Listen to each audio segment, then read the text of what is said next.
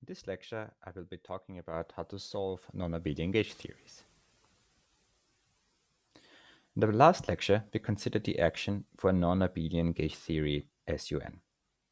This action is given as SE is equal to 1 over 2 g squared, where g is the Young-Mills coupling, times the trace of the integral of FAB.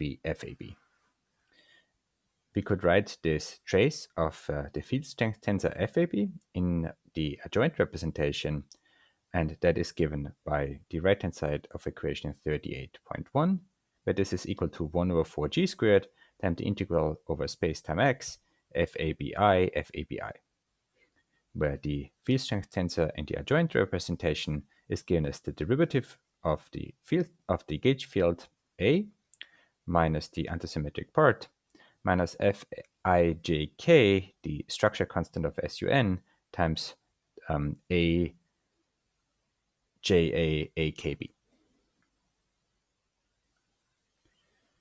The sums in particular this action here are ranging over both the color indices, I ranging from 1 to n squared minus 1, and the Lorentz indices A and B.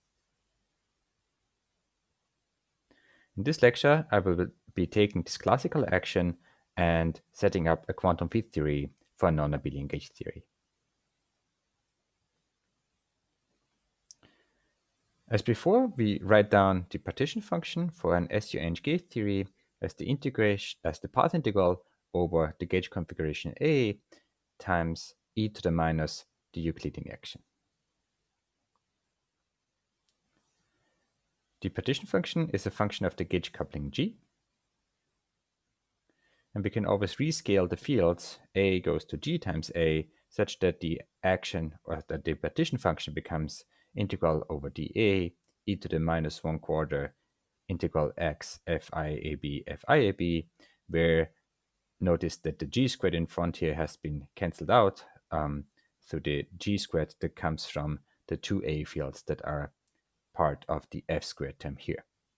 And this expression 38.5, the field strength tensor has this following form where there's an extra g factor in the term that has two of these A's. Obviously, both of these forms, 38.3 and 38.5, are completely equivalent. It is just different for notational purposes. However, in this form, it's clear that if we send g to 0, the partition function factorizes.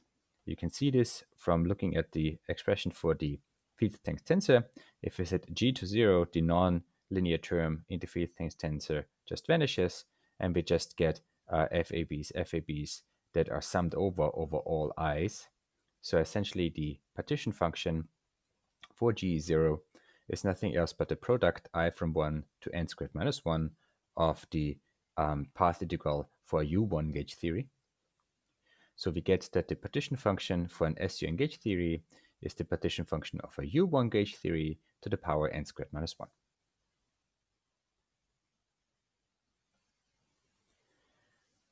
Free Young-Mills theory, meaning the theory that is defined as the Young-Mills theory evaluated at zero coupling, therefore corresponds to n squared minus 1 copies of electromagnetism. As a consequence, because electromagnetism has, shall we say, issues with the fact that the partition function contains flag directions, those directions where the gauge configurations lead to the same action because of gauge invariance. Therefore, Young-Mills theory, at least in the free limit, suffers from the same gauge orbit problems as the U1 gauge theory. Because the free Young-Mills theory has the same problems, this also means that doing weak coupling expansions around G0 will inherit these problems that we have for electromagnetism. However, unlike electromagnetism, the Young-Mills partition function that was given in the last slide is perfectly well defined for non-vanishing coupling. So non-perturbatively, the theory makes sense and it can be solved. But whenever we want to do perturbation theory, we inherit the same problems that we had when dealing with electromagnetism. Unfortunately, even though the Young-Mills theory for non-vanishing G is non-perturbatively well defined, it is excruciatingly hard to actually evaluate the C of G. However, we can try to come up with the same program that is the Fadeev-Popov program for electromagnetism and just repeat the same steps in order to do perturbation theory for Young-Mills theory near the point G0. To do that, we can start by considering the path integral restricted over only gauge inequivalent field configurations, which we denote by A bar. In this case, the partition function is given as the path integral over A bar times e to the minus SE. And we can put in unity into this expression as a path integral over gauge conditions G times a delta function that restricts G to some condition or some value F, where the only difference with respect to what we had in electromagnetism is that now we have multiple gauge conditions I, where I runs over the sort of possible values that the color index can take. So in the adjoint representation, I runs from 1 to n squared minus 1. As an example, we can consider the equivalent of the Landau gauge condition for the Young-Mills field. In this case, Gi would be the derivative of Ai. Or we could consider the equivalent of the temporal axial gauge, where Gi would be A naught I, and so on and so forth. Changing variables from G to the gauge parameter alpha and recognizing that the combined integration over the gauge inequivalent configurations A bar and all the gauge configurations, that these two together are nothing else but the integration of all possible gauge fields A, unrestricted. So we find that the partition function is given as the path integral over the unrestricted A times the delta function restricting to the gauge condition times the determinant that we got when changing from G to the gauge parameter alpha. And the whole thing multiplied by the Boltzmann factor. We can again write the determinant with the help of the Grassmann fields as an exponential. So doing so, we find that the partition function is now a path integral over A and two Grassmann fields C bar and C times e to the minus SE minus integral over space time x C bar I dgi by d alpha j cg.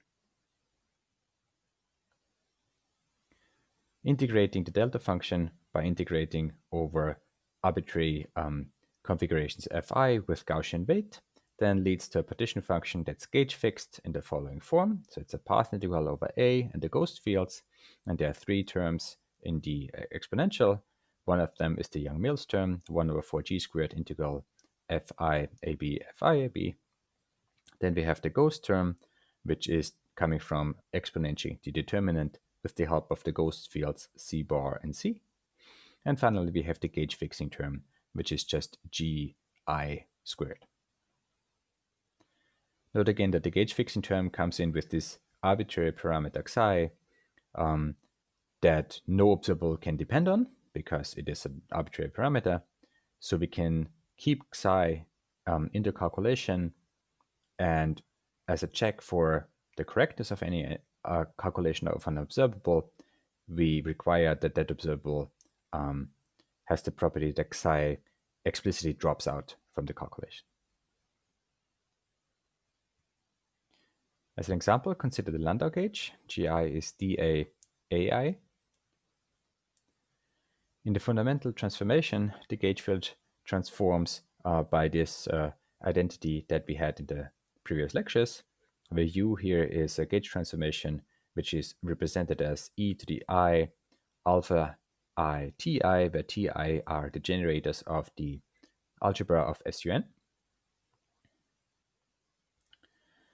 For small values of alpha, we can Taylor expand this expression of U, and plugging this into the gauge transformation, we find that for small alpha in the adjoint representation, our gauge field transforms as follows. Ai goes to Ai minus the derivative of alpha I minus Fijk, again the structure constants of SUN, alpha j ak. So unlike the case of the electromagnetism, which is U1, the gauge transformation for the Young-Mills field A depends on the field itself. So you can see this here. This last term in the gauge transformation is a term that was absent for U1, and this is sort of a new qualitative ingredient that comes in for the Young-Mills field. Because the gauge transformation depends on the field itself, the ghost part of the action, which involves the derivative of the gauge condition with respect to the gauge parameter alpha, will then contain a term that depends on the field A. So again, this is different from U1. If we then do this rescaling, A goes to GA, which sort of basically just serves the purpose of bringing the action in a form that is considered standard. We find that the partition function is now given as a path integral over A over the ghost fields C bar and C. And we have the exponential of the integral that contains the Young-Mills part, the gauge fixing part, and the ghost part. But the ghost part now has two terms. This one, which is, if you want, the abelian part of the gauge fixing term. And then we have this interaction piece here, which contains the gauge field A and the ghosts. So unlike in electromagnetism, there's a self-interaction for the gauge fields because the field strength tensor also has a nonlinear contribution. So this term here contains self-interactions of the gauge fields. That is not the case for the U1 gauge field.